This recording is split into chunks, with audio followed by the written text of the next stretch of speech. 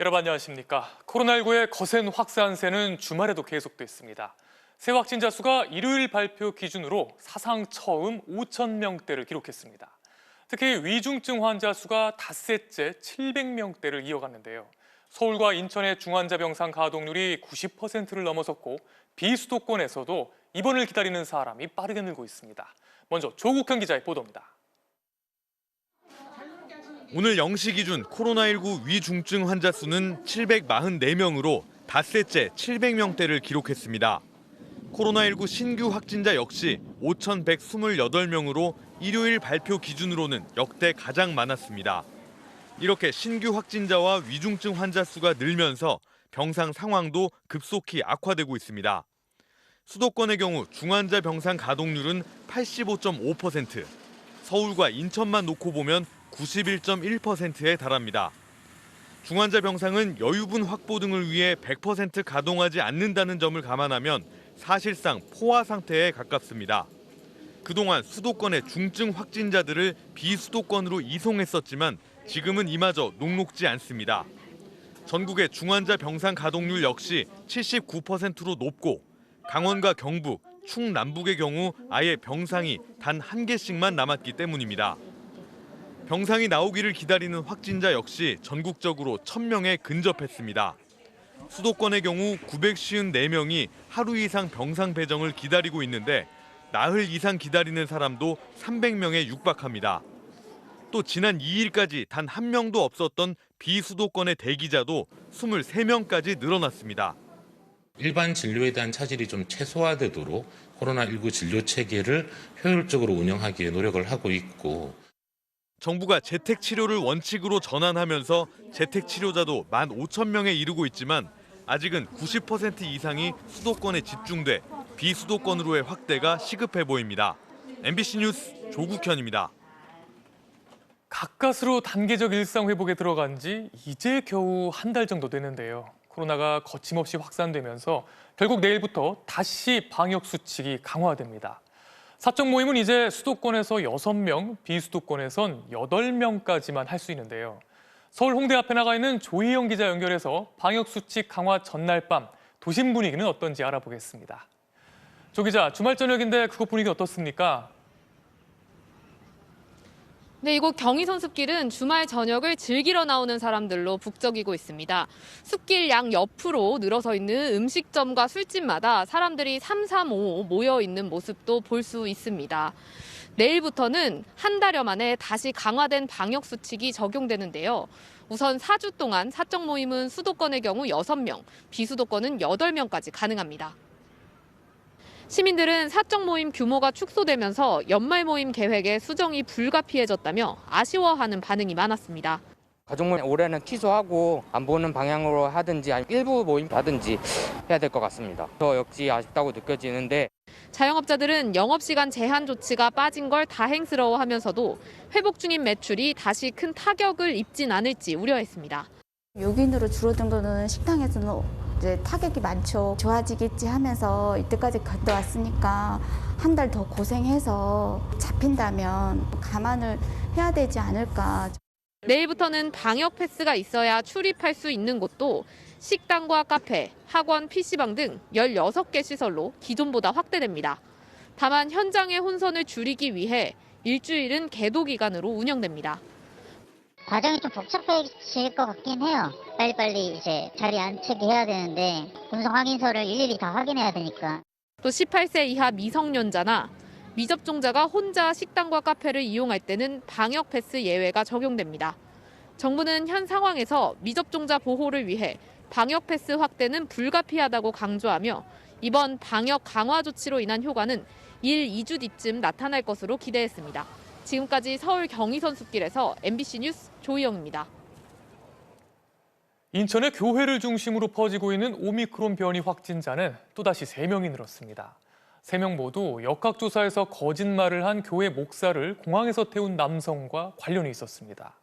또 이 교회를 방문한 사람들 가운데 서울과 충북 거주자 중에도 의심자가 나와서 전국적인 확산 우려가 커지고 있습니다. 이문현 기자의 보도입니다. 오미크론 변이 확진자가 줄줄이 나오고 있는 인천 지역 선별검사소. 휴일인데도 이른 아침부터 사람들이 몰려들면서 100m가량 긴 줄이 늘어섰습니다. 어제 마을공원에 긴급 설치된 임시 선별 검사소입니다. 검사 시작 약 30분 전인데요. 벌써부터 대기줄이 길게 이어져 있습니다. 다른 데 그거 드라이브스루 갔는데 마감됐다 해서 일로 왔어요. 왜 안 겹치려고 일찍 나왔는데 이렇게 많은지 몰라가지고. 오미크론 확진자는 3명이 더 늘어 모두 12명이 됐습니다. 추가 확진자 2명은 네 번째 확진자인 우즈베키스탄 남성과 함께 예배 본 7번째 확진자의 지인과 그 동거인이고, 한 명은 우즈베키스탄 남성과 같은 식당을 이용한 것으로 확인됐습니다. 이게 원래 동네에 사람들이 별로 안 지나다니나요? 이게 교회 터져가지고 그러는 거예요, 지금요. 아예 사람이 안 다녀요. 불안한가 봐요. 나 이쪽 오기를. 다른 동네 사람들도 밖에 안 나온다는데 이 동네 사람들 어떻게 하겠어요? 상당수 오미크론 확진자들이 다니는 인천 미추홀구의 교회.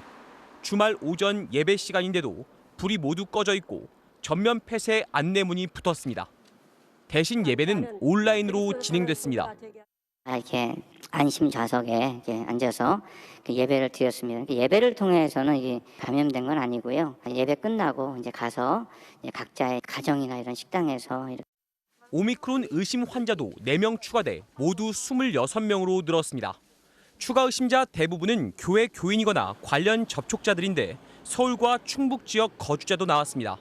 이 교회를 방문했던 서울의 세계대학 유학생 3명도 의심자로 분류돼 대학가도 긴장하고 있습니다. MBC 뉴스 이문현입니다. 오미크론은 해외에서도 급속도로 퍼지고 있습니다. 남아공에서 처음 발생이 보고된 지 불과 열흘 만에 벌써 40개 나라로 번졌습니다. 이처럼 강한 전파력을 보이면서 각 지역사회 안에서의 대규모 확산 우려도 커지고 있습니다. 정동훈 기자의 보도입니다. 미국 첫 오미크론 감염 사례는 지난 1일 캘리포니아에서 나왔습니다. 불과 사흘 만에 감염자 수는 20명으로 늘었고 발생 지역은 콜로라도와 하와이, 뉴욕 등 12개 주로 늘어났습니다. 오미크론 변이가 미국 전역으로 확산하는 모양새입니다. 뉴욕타임스는 보건당국이 오미크론 변이의 지역사회 전파는 필연적인 것으로 판단하고 대응에 나섰다고 보도했습니다. We are equipped and prepared to fight the Omicron variant head on. 오미크론 변이가 발견된 국가는 최소 40개국, 유럽에서만 17개국에서 감염 사례가 보고됐습니다. 유럽 질병예방센터는 감염 사례 중에는 아프리카 여행 이력과 관련 없는 경우도 확인됐다며 지역 내 전파 가능성도 있다고 분석했습니다. 감염자가 속출하자 영국은 모든 입국자에 대한 코로나19 사전 검사를 의무화하고 먹는 치료제 공급도 성탄절 이전으로 앞당기기로 했습니다. They will be required a maximum of 48 hours before the departure time. 오미크론의 진원지로 알려진 남아공에선 변이가 첫 보고된 열흘 전에 비해 무려 6배나 많은 신규 확진자가 나왔습니다. 이 중 80%가 오미크론 감염자로 추산됐는데 특히 중증 환자 대부분은 백신을 맞지 않은 영유아들이라고 현지 매체는 전했습니다. So it's hard to make any specific conclusions out of one report because it also depends on the vaccination of the community and so many other things to play. 이런 가운데 미국의 한 바이오메디컬 분석업체는 오미크론 변이가 기존 코로나 바이러스와 달리 감기 바이러스에서 발견되는 유전자 코드를 갖고 있다는 연구 결과를 발표했습니다. 때문에 오미크론이 높은 감염력을 보이지만 심각한 증상을 초래하진 않는다고 분석했는데 추가 검증이 필요하다는 지적도 있습니다. MBC 뉴스 정동훈입니다. 더불어민주당 이재명 대선 후보는 오늘 전북의 전통시장을 잇따라 방문하며 민생과 미래 경제를 강조했습니다. 특유의 직설 연설에선 윤석열 후보의 발언들을 일일이 지적하며 비판하기도 했습니다. 김재경 기자의 보도입니다. 과거 김대중 전 대통령이 방문했던 정읍의 한 교회에서 아내 김혜경 씨와 함께 예배를 보는 것으로 일정을 시작한 이재명 더불어민주당 대선 후보는 예배 직후 전통시장을 찾았습니다. 지역 주민들과 상인들이 제법 몰려들었고 이 후보는 즉석 연설로 화답했습니다. 정읍이 대동세상을 꿈꾼 동학의 발상지라고 치켜세운 이 후보는 국민은 먹고 사는 문제, 민생을 챙기는 후보를 원한다며 강조한 뒤 이른바 반문을 강조하는 윤석열 후보를 정면으로 비판했습니다. 누군가의 사적 복수를 위해서, 누군가의 심판을 위해서, 누군가의 사적 이익을 위해서 정치가 존재해서는 안 됩니다. 수소산업계의 목소리를 듣는 국민반상회에서도 윤 후보에 대한 비판은 이어져 이 후보는 기업에 부담이 된다는 이유로 탄소 감축 기조를 재설계하겠다는 주장은 나라를 도태시키는 길이라고 혹평했습니다. 탄소 감축 목표를 되돌리겠다. 윤모 선생이라고. 근데 그렇게 하면 말이에요. 나라 망합니다. 이재명 후보는 진안과 장수에서도 지역 전통시장을 잇따라 돌며 거리 유세전을 이어갔습니다. 계속되는 광장 연설에서 전북을 젊은이들이 돌아오는 곳으로 만들겠다며 전폭적인 지원을 약속했고 농어촌 지역민들의 삶을 개선시킬 수 있다며 기본소득의 당위성도 역설했습니다. 이런 가운데 이재명 후보가 자신의 가난했던 가족사를 언급했던 발언과 관련해선 여야의 공방이 벌어졌습니다. 국민의힘은 이 후보가 각종 의혹을 감성파리로 둘러대고 있다고 비판한 반면 민주당은 반노동 후보의 선대위라 서민의 애환에 대한 공감대가 없는 것 아니냐며 반박했습니다. MBC 뉴스 김재경입니다. 국민의힘 윤석열 대선 후보는 당사에 나와 김종인 위원장과 함께 내일 출범하는 선대위 준비 상황을 점검했습니다. 하지만 김종인 위원장이 김병준 위원장을 향한 불편한 심기를 드러내는가 하면 오늘 선대위 영업 인사를 발표했는데 인선이 보류되기도 했습니다. 이기주 기자입니다. 당사로 출근한 국민의힘 윤석열 후보는 내일 출범하는 선대위 준비 상황을 점검했습니다. 점심을 도시락으로 해결하며 내부 회의를 길게 한 윤 후보 측은 대선 구호를 국민이 불러낸 대통령과 공정경제, 안전사회로 정했다고 밝혔습니다. 선대위를 지휘할 김종인 총괄 선대위원장도 오후에 당사로 나와 집무실을 둘러본 뒤 윤 후보와 공약 관련 의견을 교환했습니다. 많은 계층이 경제적으로 황폐한 상황을 겪고 있기 때문에 그러한 거를 1차적으로 추가 인선도 진행됐는데 김 위원장의 측근인 임태희 전 의원이 총괄 상황 본부장으로 발탁돼 선대위는 7명의 본부장 체제로 출발하게 됐습니다. 국민의힘은 여기에 바른미래당 출신인 박주선 전 국회 부의장과 유명 피부과 의사인 함익병 씨 등 3명이 새로 합류해 공동 선대위원장은 모두 8명으로 늘어났다고 발표했습니다. 하지만 함익병 씨가 지난 2014년 한 언론과의 인터뷰에서 여자는 국방의 의무를 지지 않으니 권리를 4분의 3만 행사해야 한다. 독재가 왜 잘못된 것이냐고 말한 사실이 다시 알려지며 결국 인선안이 보류됐습니다. 혹시 나도 2014년에 그 발언에 대해서는 우리가 챙겨오지는 못했는데 그 부분에 대해서 본인이 그 경위라든지 여기에 김종인 총괄선대위원장은 김병준 상임선대위원장에 대해 불편한 감정을 드러내는 등 다소 불안한 모습을 보이기도 했습니다. 김병준 위원장님은 일종의 자유주의자로 볼 수 있고 경제에 대해서 큰 상식이 없는 사람들은 쉽게 얘기할 수 있는 것이 시장경제 내세워서 마치 자유주의자처럼 행세를 하는 거지. 이 같은 국민의힘의 선대위 구성에 대해 민주당은 일회용 반창고로 땜질한 선대위라고 깎아내린 반면 이준석 대표는 매머드의 털을 면도한 코끼리 선대위라며 윤 후보의 정치력을 강조했습니다. MBC 뉴스 이기주입니다. 인도네시아 자바섬에서 대규모 화산이 분화해 13명이 숨지고 100여 명이 다쳤습니다. 천여 명의 이재민도 발생했는데 뿜어져 나온 화산석과 용암 때문에 도로와 다리마저 끊겨 대피하는 것도 쉽지 않은 상황입니다. 신재용 기자의 보도입니다. 수킬로미터 상공까지 치솟은 거대한 화산재 구름이 마을을 집어삼킬 듯 뿜어져 나옵니다. 온통 잿빛으로 변한 마을에서는 놀란 주민들이 소리치며 황급히 도망칩니다. 차량과 오토바이를 나눠 타고 산 아래로 대피하는 행렬이 이어졌습니다. 어제 오전 인도네시아 자바섬에서 가장 높은 해발 3,600m의 스메루 화산이 갑자기 폭발했습니다. Semua agak takut, Mas. Agak takut semua berlarian. Dikira letusan seperti hari-hari biasa, ternyata lebih parah daripada yang tahun kemarin. 화산재가 하늘을 가리면서 칠흑 같은 어둠이 드리웠고 집과 차는 물론 가축과 동물들도 잿더미에 파묻혔습니다. 인도네시아 당국은 이번 분화로 지금까지 모두 13명이 숨지고 임산부를 포함해 98명이 다쳤다고 밝혔습니다. Luka bakar akibat lahar panas, kurang lebih ada 41 yang dievakuasi di Puskesmas Penanggal. 마을 11곳 이상이 화산재에 뒤덮였고 천여 명에 달하는 이재민이 발생했습니다. 뿜어져 나오는 용암과 화산석 때문에 외부와 연결된 도로와 다리마저 끊어져 대피하는 것도 힘든 상황인 것으로 전해졌습니다. Tidak bisa tidak bisa goyang. Butuh bantuan saat ini butuh bantuan. 구조대가 건물과 광산 등에 고립된 사람들을 구출하고 있지만 화산재가 워낙 뜨거워 접근조차 어려운 것으로 전해졌습니다. 스메루 화산은 불의 고리로 불리는 환태평양 조산대에 있다 보니 지난해 12월과 올해 1월 등 최근에도 여러 차례 분화했습니다. 인도네시아 당국은 화산에 추가 폭발 우려가 있다며 5km까지 접근을 차단했습니다. MBC 뉴스 신재용입니다. TV 홈쇼핑들이 납품업체들의 갑질을 한 걸로 드러나 제재를 받게 됐습니다. 높은 수수료는 물론이고 납품업체 인력을 마음대로 쓰고 판촉 비용까지 납품업체에게 떠넘겼습니다. 하지만 이런 TV 홈쇼핑들의 갑질은 처음도 아니고 마치 관행처럼 이어져 오고 있습니다. 이정은 기자입니다.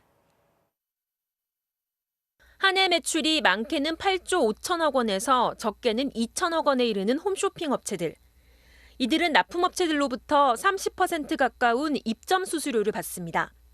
20%를 넘지 않는 백화점, 대형마트의 입점 수수료와 비교하면 폭리에 가깝습니다.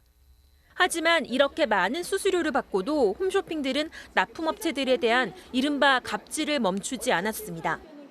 판촉 비용을 납품업체에 떠넘기거나 40일 내로 정해진 대금기일을 넘기는 건 오래된 방식입니다. 최근엔 홈쇼핑 업체들이 납품업체 직원들을 방송에 동원하거나 게스트와 시험 모델을 방송에 섭외하는 비용까지 납품업체에 떠넘긴 것으로 드러났습니다. 원칙적으로 납품업체의 인력 사용을 금지한 현행법 위반입니다. 원래는 방송 수수료를 많이 받기 때문에 홈쇼핑사들이 부담을 해서 제작을 해야 되죠. 근데 이제 그거를 비용을 줄이기 위해서 납품업체들이 이제 결국 부담을 하게 된 거죠. 공정거래위원회는 GS숍, CJ 온스타일, 롯데 홈쇼핑 등 갑질 영업을 한 홈쇼핑 7곳을 적발하고 41억여 원의 과징금을 부과하기로 했습니다. 이번이 두 번째입니다. 지난 2015년 공정위는 판촉 비용 떠넘기기, 판매 대금 늦게 주기, 수수료 불이익 주기 등 다양한 갑질을 적발해 6개 홈쇼핑 업체들에 143억 원 규모의 과징금을 부과했습니다. 납품업자에 대한 행포가 그동안 끊임없이 이어져 오고 있었습니다. 이 일로 홈쇼핑 채널 재승인 여부가 불확실할 정도였지만 업계의 관행은 여전했습니다. 공정위는 코로나19로 비대면 상거래가 증가한 만큼 앞으로 온라인 쇼핑몰, TV 상거래의 불공정 행위도 살펴보겠다고 밝혔습니다. MBC 뉴스 이정은입니다. 경영진 임명동의제 등을 놓고 노사 갈등을 겪고 있는 SBS 노동조합이 내일 창사 이후 첫 파업에 돌입합니다. 전국 언론 노동조합 SBS 본부는 내일 0시부터 오는 12일까지 일주일간 파업에 들어가며 보도본부를 중심으로 한 뉴스 제작 관련 조합원은 모든 업무를 중단한다고 밝혔습니다. SBS 측은 이번 파업으로 내일 일부 뉴스가 단축 편성되지만 드라마와 예능 프로그램은 정상적으로 방송될 것이라고 설명했습니다. 오늘 뉴스데스크 이어 방송되는 탐사기획 스트레이트는 경기도 고양시 일산의 마지막 노른자 땅으로 불렸던 킨텍스 꿈의 그린 단지를 둘러싼 부동산 개발 특혜 의혹을 집중 보도합니다. 또 성남시 대장동 개발과 마찬가지로 민간 공영 개발 방식으로 추진되고 있는 경기도 김포시 감정 4지구의 문제점과 경찰 수사로 이어진 개발 업체와 주민 사이의 갈등을 취재했습니다.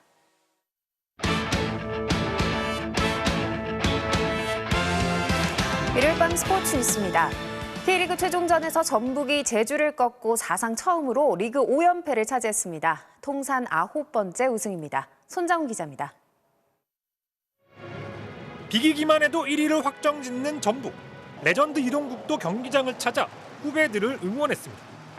전북은 한교원이 결정적인 득점 기회를 2차례나 놓치며 아쉬움을 삼켰지만 한교원은 후반 9분 기어코 선제골을 터뜨렸습니다.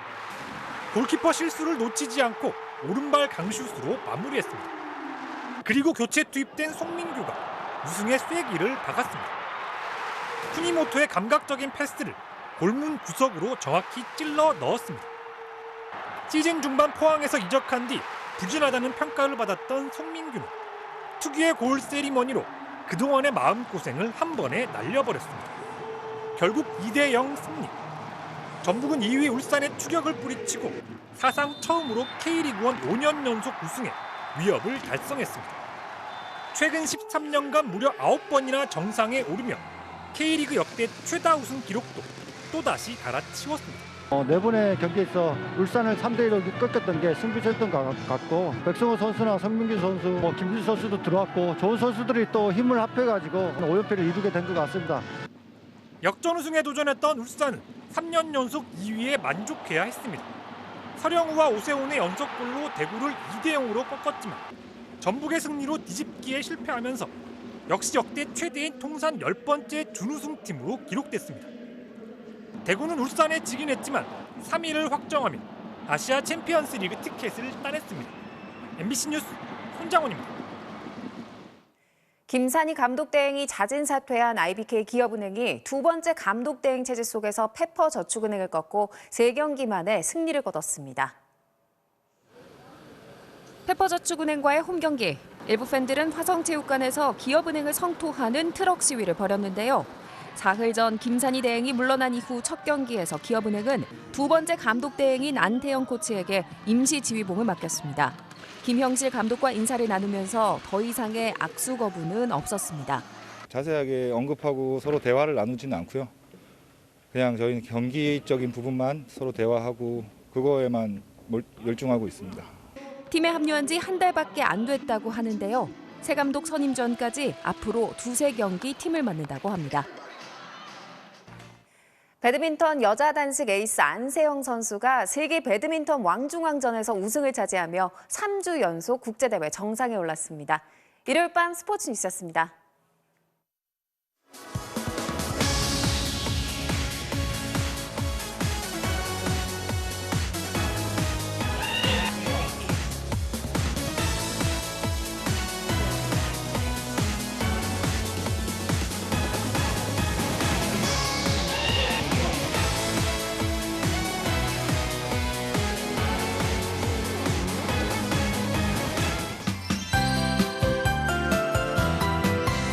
오늘을 기점으로 추위가 다소 수그러들었습니다. 이번 주는 마치 겨울이 실종된 것 마냥 갈수록 포근해질 텐데요. 우리나라로 따뜻한 성질의 기류가 잇따라 놓이기 때문입니다. 오늘 아침 영하 2.3도에 머물던 서울 지방, 내일은 0도, 모레는 2도까지 오르겠고요. 특히 낮 기온의 경우 주 후반까지도 10도 선을 넘나들겠습니다. 그래도 큰 일교차에는 대비를 하셔야겠습니다. 추위가 쉬어가는 동안 공기는 다시 탁해질 모양새입니다. 내일 늦은 밤 중서부 지방부터 스모그가 유입되기 시작해 화요일인 모레는 나쁨 수준까지 농도가 높아지겠고요. 절기 대설이기도 한 화요일, 동해안 지방으로는 그간의 건조함을 달래줄 비 소식이 있는데요.